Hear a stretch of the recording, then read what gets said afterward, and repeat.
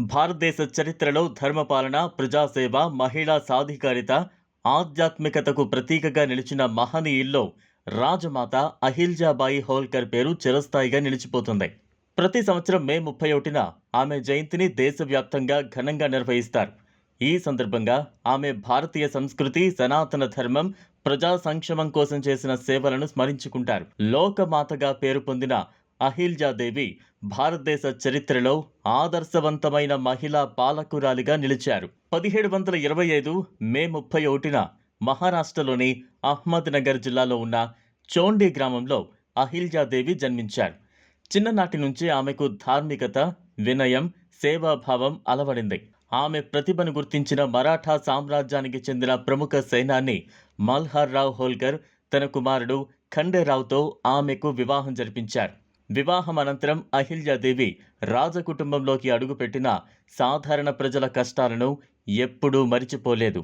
భారతదేశ చరిత్రలో ధర్మపాలన, ప్రజాసేవ, మహిళా సాధికారత, ఆధ్యాత్మికత, పరిపాలన దక్షత వంటి విలువలను సమన్వయం చేసి ఆదర్శవంతమైన పాలన అందించిన మహనీయుల్లో రాజమాత అహిల్జాబాయి హోల్కర్ అత్యంత విశిష్టమైన స్థానం సంపాదించారు.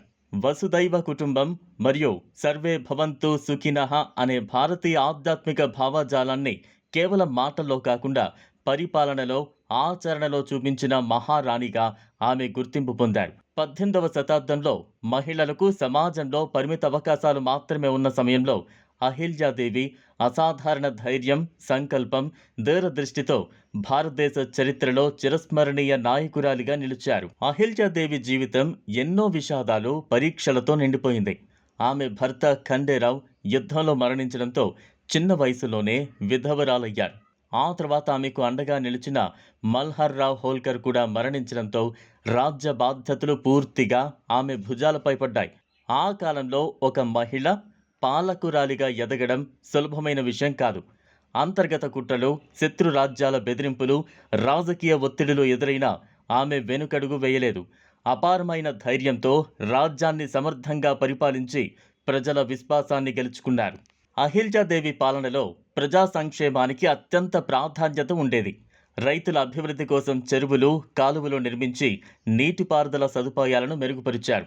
వాణిజ్యాభివృద్ధి కోసం రహదారులు నిర్మించి రాజ్య ఆర్థిక వ్యవస్థను బలోపేతం చేశారు. న్యాయ పాలనలో ఆమె అత్యంత నిష్పక్షపాతంగా వ్యవహరించేవారు. ప్రజల సమస్యలను స్వయంగా తెలుసుకుని పరిష్కరించే నాయకురాలుగా పేరు పొందారు. ఆమె పాలనలో మధ్యప్రదేశ్లోని మహేశ్వర్ ఒక ప్రముఖ సాంస్కృతిక, ఆర్థిక కేంద్రంగా అభివృద్ధి చెందింది. సనాతన ధర్మ పరిరక్షణలో అహిల్జాదేవి చేసిన సేవలు భారత చరిత్రలో చిరస్థాయిగా నిలిచాయి. విదేశీ దాడులతో ధ్వంసమైన అనేక దేవాలయాలను ఆమె పునర్నిర్మించారు. ముఖ్యంగా కాశీ విశ్వనాథ్ ఆలయం పునర్నిర్మాణం ఆమె చేసిన అత్యంత గొప్ప సేవగా గుర్తించబడుతుంది.